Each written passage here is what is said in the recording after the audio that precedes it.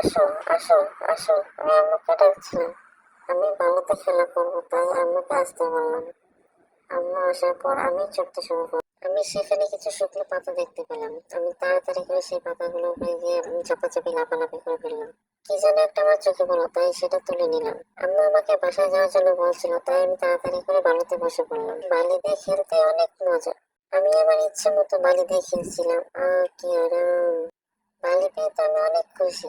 তোমরা কে কে আমার মতো বালি দেখলে খুশি হও, কমেন্টে জানাও। কিন্তু মা আমাকে বালি দিয়ে খেলতেই দেয় না।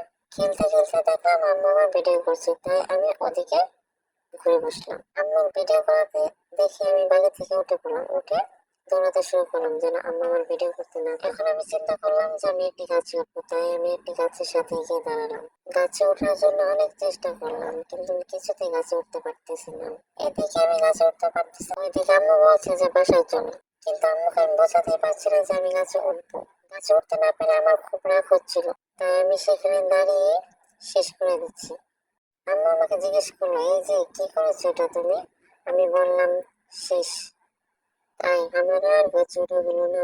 সবাই ভালো থাকবেন, টাটা।